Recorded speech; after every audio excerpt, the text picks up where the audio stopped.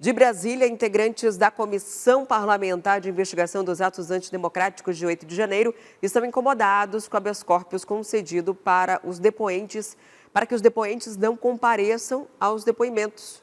Quem vai explicar melhor para a gente é o Igor Damasceno. Como assim, Igor? Tem a permissão para não ir no dia que deveria ir para depor? É isso? Exatamente, eles têm autorização para faltar à CPMI do 8 de janeiro. Adriane, bom dia para você, bom dia também para todos que nos acompanham. Inclusive, essa manobra que a defesa de alguns dos depoentes estão tendo, isso está irritando o presidente da comissão. Inclusive, Arthur Maia quer ter um encontro com a presidente do Supremo Tribunal Federal, a ministra Rosa Weber, para viabilizar algum meio de proibir esse tipo de habeas corpus, esse tipo de autorização. O que aconteceu?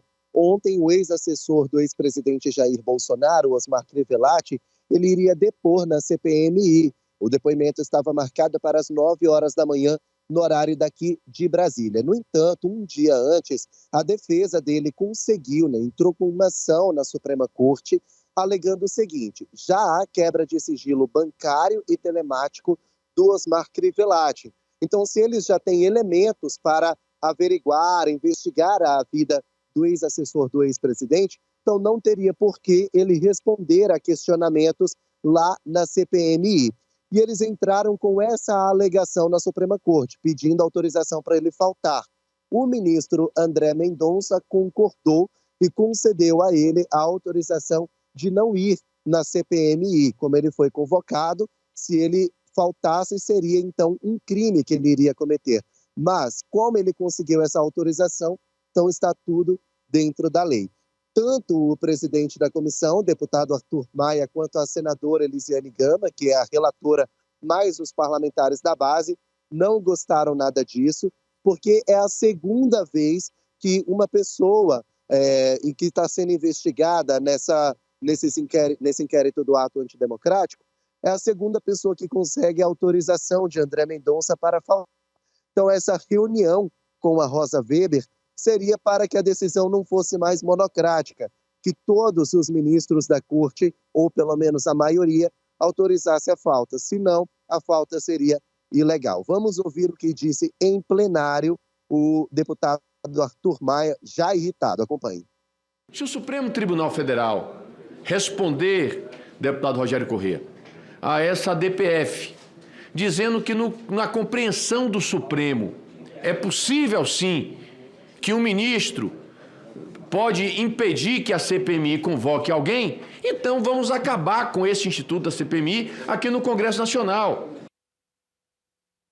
A gente viu o deputado Arthur Maia bastante irritado. Mais tarde, ele disse à imprensa que esse tipo de decisão monocrática, ou seja, tomada por apenas um ministro da Suprema Corte, acaba atrapalhando o processo investigativo da CPMI, que não consegue mais informações, não consegue algo diferente dos depoentes que não vão com autorização da Suprema Corte. Osmar Crivellati é investigado em um outro inquérito, no caso do escândalo das joias estrangeiras. De acordo com investigações da Polícia Federal, foi ele quem autorizou a retirada daquele Rolex, aquele relógio da marca Rolex de ouro branco, cravejado de diamante, para sair do acervo da presidência e ser vendido posteriormente no exterior em um site de venda. E por que ele foi convocado para participar da comissão?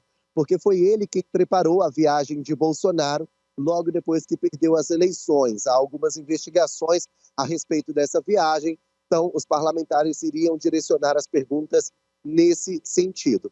Ainda não há data para essa reunião de Arthur Maia com a ministra Rosa Weber. Adriane. E é algo legal, né, à medida que eles conseguem, ou seja, então é um recurso legal, porém, de fato, descredibiliza mais ainda a CPI e acaba não tendo efeito. Se você não tem o poder de convocar as pessoas ou convoca e elas têm autorização para faltar, não surte efeito, né? Perde ali a possibilidade de concluir qualquer tipo de investigação. A gente sabe que a CPMI não é definitiva, terminativa, mas ela faz um levantamento, produz informações, provas que podem ser depois repassadas para a polícia, Ministério Público, Justiça, para que as providências sejam tomadas. Através da CPMI, pode ser que se elucide várias coisas. Agora, se você não consegue ouvir as pessoas, também não vai fazer muito efeito, né? É melhor denunciar direto na Justiça e esperar que aconteça o julgamento de cada uma das pessoas do que ouvi-las dentro de uma comissão.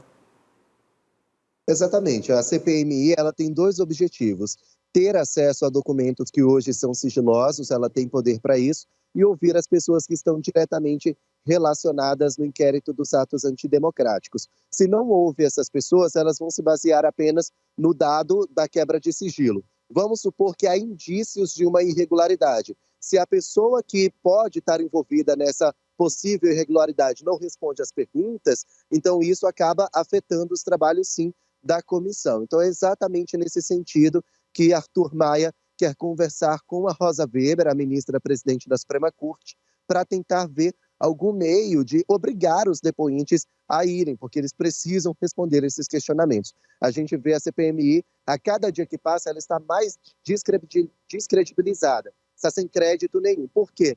Porque as pessoas não estão indo, quando vão lá ficam em silêncio, não tem as imagens do Palácio da Justiça, então boa parte dos materiais que seriam importantes para a comissão não estão chegando ali aos deputados, aos parlamentares. Isso está irritando bastante a eles, viu, Adriane?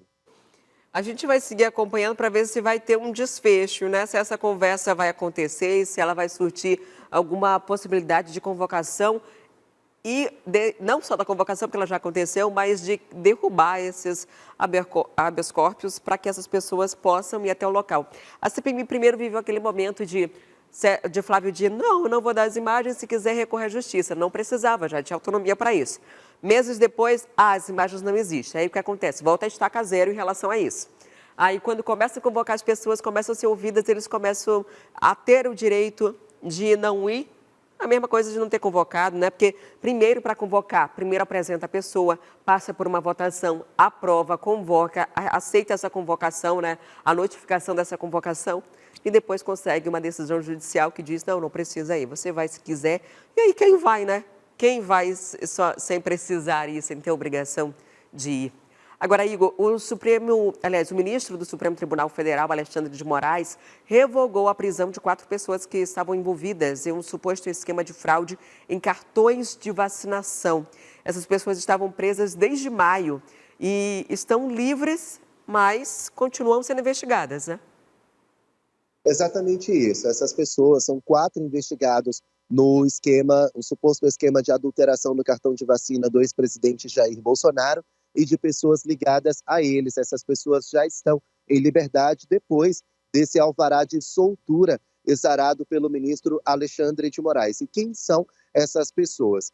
Elas foram identificadas como Luiz Marcos dos Reis, Sérgio Cordeiro e Ailton Gonçalves. São 3 militares da reserva que faziam um trabalho de assessoria do ex-presidente Jair Bolsonaro, mas também o ex-secretário municipal de governo de Duque de Caxias, cidade do Rio de Janeiro, o João Carlos Brecha. Na decisão, o ministro Alexandre de Moraes justificou que todas as diligências da Polícia Federal já foram cumpridas e que, por isso, os investigados não oferecem mais risco de atrapalhar ao processo investigativo. No entanto, essas pessoas já estão em liberdade provisória, mas precisam cumprir medidas cautelares, usar tornozeleira eletrônica, não podem sair do país, não podem usar redes sociais, nem conversar com os demais investigados nesse inquérito. Eles também tiveram o passaporte e o porte de armas, tudo suspenso por tempo indeterminado.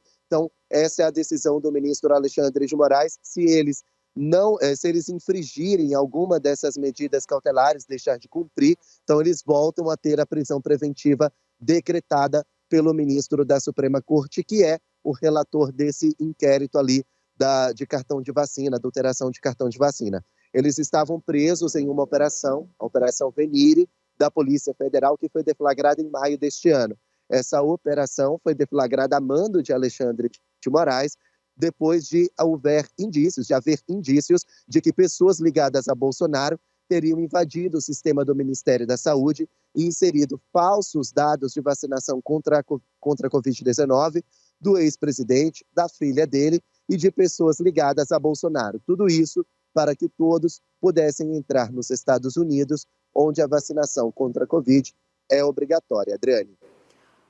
E o Supremo Tribunal Federal vai retomar os julgamentos dos réus dos atos antidemocráticos de 8 de janeiro, em sessões que deverão ser no plenário virtual. A gente já mostrou as 3 primeiras condenações, né? E agora, essa forma do plenário virtual, inclusive, é uma forma de acelerar o andamento desses processos, né, Igor? Exatamente, é exatamente esse o motivo pelo qual a presidente da Corte, ministra Rosa Weber, acatou a esse pedido do relator do inquérito, o ministro Alexandre de Moraes, para dar um tom mais célere, acelerar o processo de julgamento dos réus envolvidos nos atos golpistas de 8 de janeiro. O próximo a ser julgado em plenário virtual é Moacir José dos Santos. De acordo com a denúncia da Procuradoria-Geral da República, ele é acusado de invadir o Palácio do Planalto e provocar ali uma onda de violência no prédio. O que significa o plenário virtual? Ninguém vai se reunir no plenário físico da Suprema Corte. Não vai ter sustentação oral, os ministros não vão precisar registrar o voto, justificar o voto, melhor dizendo, eles só vão ter que apertar um botão e dizer se vota pela condenação ou não e qual seria a pena. Tudo vai ser feito de forma eletrônica. O julgamento do Moacir está marcado para a próxima terça-feira, dia 26 de setembro, e vai até o dia 2 de outubro. Pelo rito, advogados e procuradores que vão exercer a função do Ministério Público, eles vão ter até meia-noite de 25 de setembro, próxima segunda-feira, para registrar a sustentação, a defesa e a acusação de Moacir José dos Santos. Depois disso, os ministros vão começar a analisar essa sustentação e registrar o voto. O Moacir, assim como os outros 3 réus que já foram julgados e condenados, pode responder por até 5 crimes. Quais são eles? Golpe de Estado, abolição violenta do Estado Democrático de Direito, associação criminosa, dano qualificado e também depredação do patrimônio público. A pena, com base nos outros 3 réus, pode chegar a 17 anos de prisão, viu, Adriane? Igor, pela participação. A gente vai seguir acompanhando. Os julgamentos estão marcados para a próxima terça-feira, dia 26. E um ótimo dia de trabalho aí em Brasília.